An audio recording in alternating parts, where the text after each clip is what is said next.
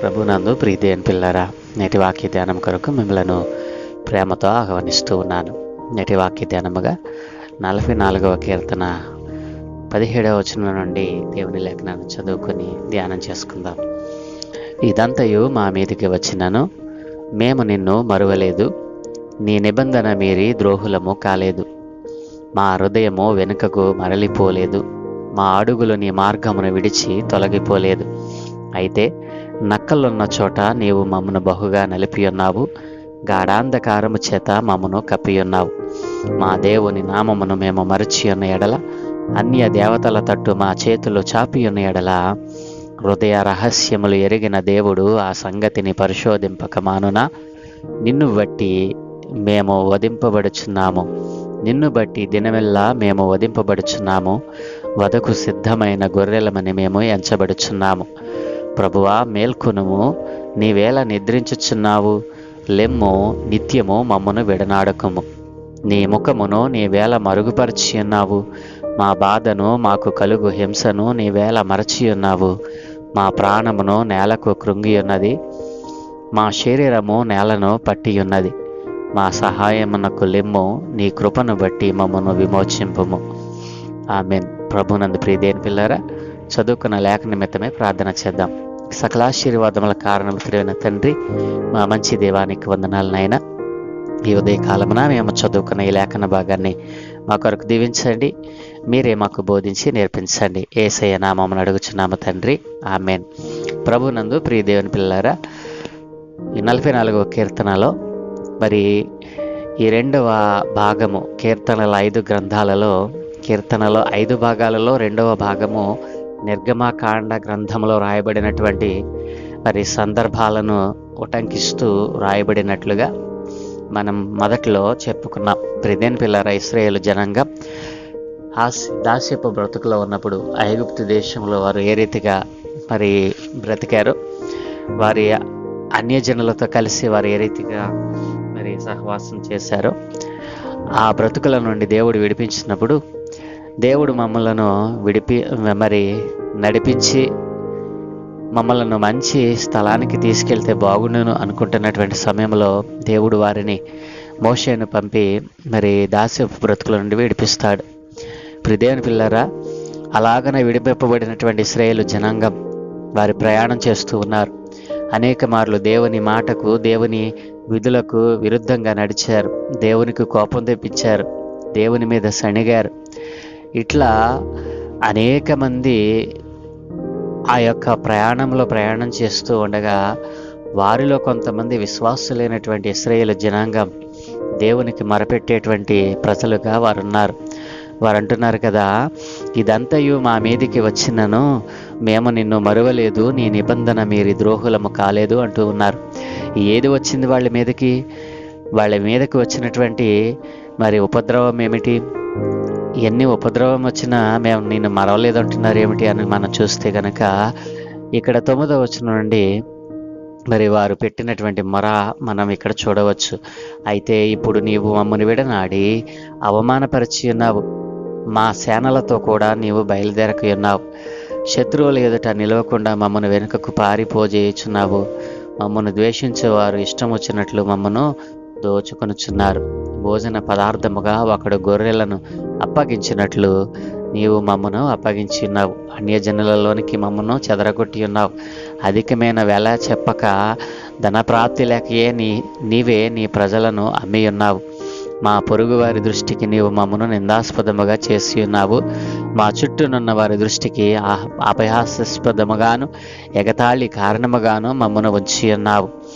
అన్యజనులలో మమ్మను సామెతకు హేతువుగాను, ప్రజలు తల ఆడించుటకు కారణముగాను మమ్మను ఉంచి ఉన్నావు.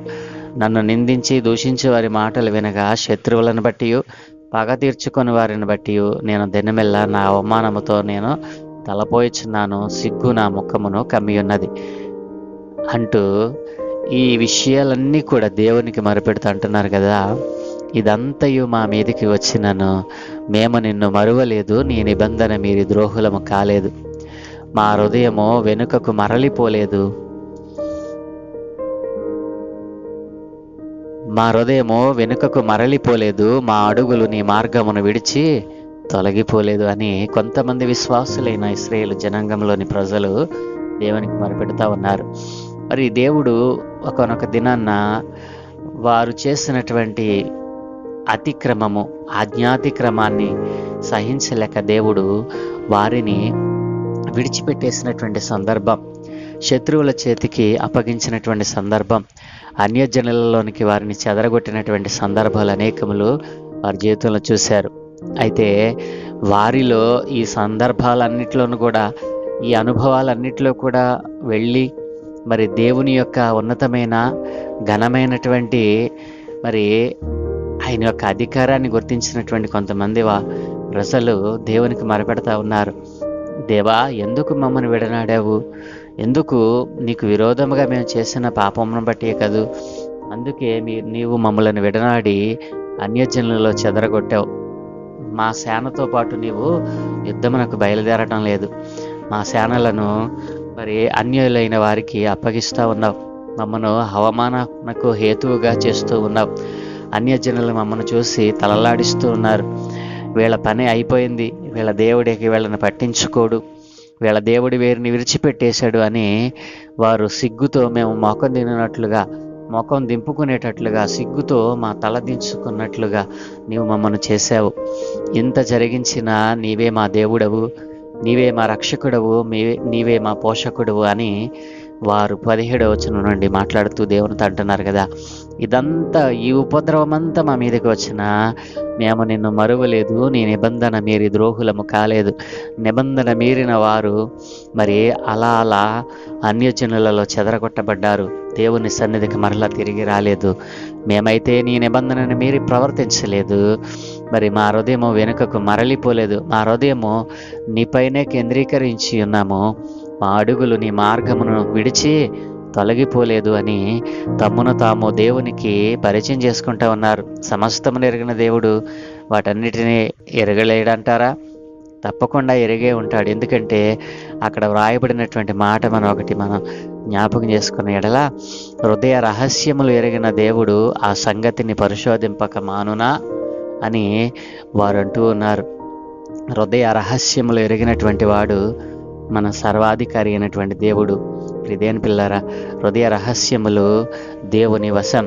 కాబట్టి నీ హృదయంలో నీవు ఏమి మరి ఆశిస్తున్నావో, నీ హృదయంలో దేని కొరకు కోరుకుంటున్నావో, దేనిని ఆశిస్తున్నావో, దేనికోసము నీవు పాటుపడుతా ఉన్నావో, హృదయ రహస్యములు ఎరిగిన దేవుడు ఆ సంగతిని పరిశోధింపక మానతాడా? సమస్తమును ఆయన ఎరిగినటువంటి వాడు. నిన్ను బట్టి దినవల్ల మేము వధింపబడుచున్నాము, వధకు సిద్ధమైన గొర్రెలమని మేము ఎంచబడుతున్నాము అని ప్రజలు దేవునితో మాట్లాడుతూ ఉన్నారు. ప్రియదేని పిల్లారా, మరి ఇదే వాక్యము రోమీలకు రాసిన పత్రిక 8వ అధ్యాయం 36వ వచనంలో ఎందును గూర్చి వ్రాయబడినదేమనగా, నిన్ను బట్టి దినమెల్ల మేము వధింపబడిన వారము, వధకు సిద్ధమైన గొర్రెలమని మేము ఎంచబడిన వారము అని అక్కడ భక్తుడు మరి ఉటంకిస్తూ రాశాడు. ఈ సందర్భాన్ని బట్టే అక్కడ వ్రాయబడింది. ప్రియదేని పిల్లారా, కాబట్టి ప్రభువుని అంటున్నారు కదా, ప్రభువా మేల్కొనుము, నీవేళ నిద్రించుచున్నావు, లెమ్ము, నిత్యము మమ్మను విడనాడకము, నీ ముఖమును నీవేళ మరుగుపరిచి ఉన్నావు, మా బాధను మాకు కలుగు హింసను నీవేళ మరచి ఉన్నావు, మా ప్రాణము నేలకు కృంగి ఉన్నది, మా శరీరము నేలను పట్టి ఉన్నది, మా సహాయమునకు లెమ్ము, నీ కృపను బట్టి మమ్మను విమోచించము. కాబట్టి ప్రియదేని పిల్లారా, దేవుని యొక్క ఆజ్ఞాతిక్రమం జరిగితే దేవుడు పైన ఇశ్రాయేలు ప్రజలను ఏ రీతిగా అయితే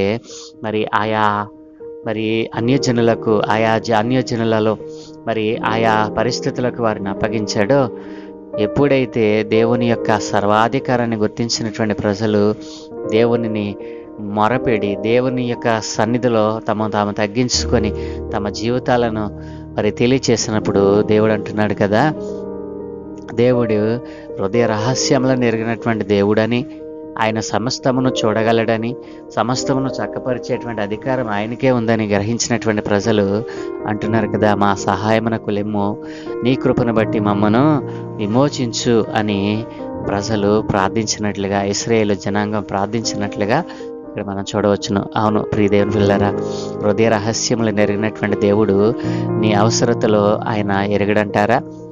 నీకు కావలసినటువంటి ఈవిని ఆయన ఇవ్వక మానతాడంటారా? దేవుని పిల్లలు ఆలోచన చేయండి. ఆయన హృదయ రహస్యములు ఎరిగినటువంటి దేవుడు.